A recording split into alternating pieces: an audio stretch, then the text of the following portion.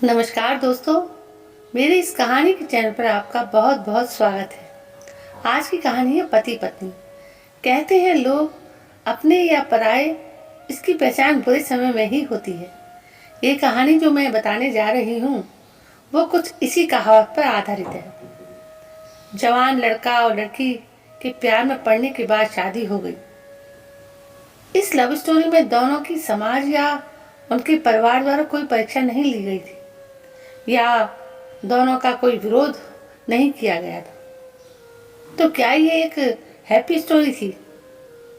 हम पहले पूरी कहानी जान लेते हैं, बाद में ये तय करेंगे।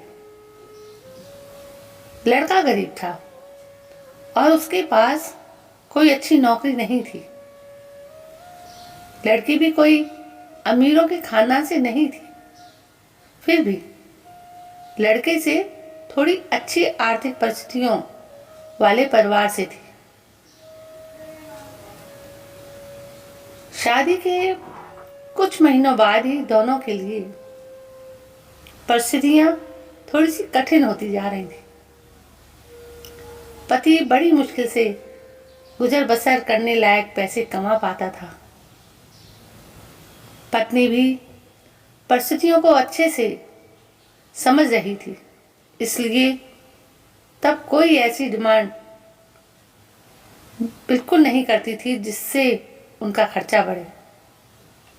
एक दिन सुबह सुबह पत्नी ने अपने पति से कहा, देखिए जी, मेरी हेयर क्लिप टूट गई है, अगर हो सके तो एक नई खरीद कर लाया कर दीजिएगा, क्योंकि मेरे बाल काफ़ी लंबे हैं और बिना क्लिप के उन्हें संभालना काफ़ी कठिन हो जाता है।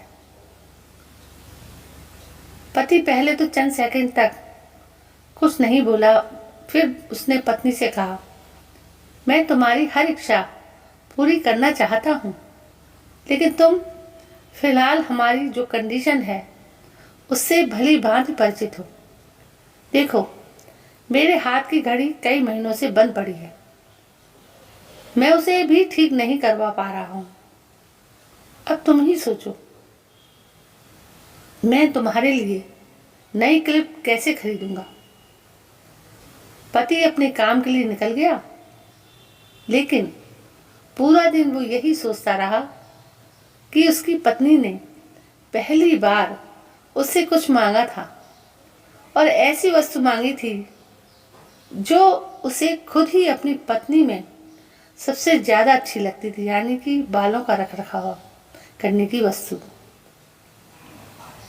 पति को उसकी पत्नी के सुंदर घने बाल बहुत पसंद थे और वो उसे क्लिप लगाकर लाकर देने के बजाय उसे अपनी मजबूरियां गिना कर आ गया।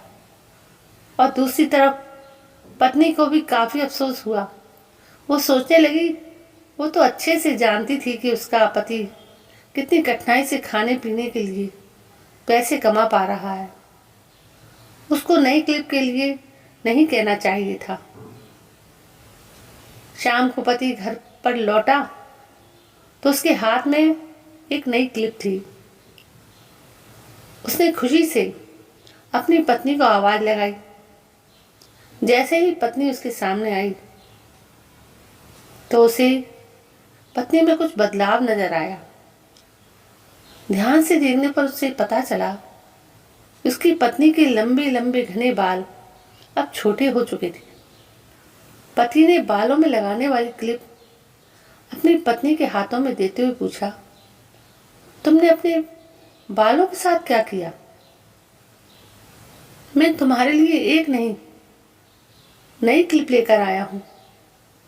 पत्नी ने अपने हाथ में पकड़ी हुई नई घड़ी पति के हाथ में पहनाते हुए कहा कि अब मुझे इस क्लिप की ज़रूरत नहीं है, क्योंकि मैंने अपने लंबे बाल काट कर उन्हें बेच दिया है और उनसे जो पैसे आए उनसे मैंने आपके लिए घड़ी खरीद ली है। पत्नी की बात सुनकर पति की आंखों से आंसू निकल पड़े।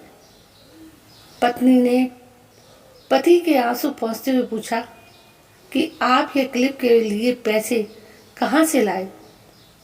पति ने कहा, कि मेरी जो बंद पड़ी घड़ी थी उसे तो मैं रिपेयर करवा नहीं पा रहा था, और तुम्हारे लिए मुझे क्लिप लेनी थी, तो मैंने उस बंद घड़ी को कुछ रुपयों में एक घड़ी वाले को बेच दिया और उन पैसों से तुम्हारे लिए क्लिप खरीद लाया।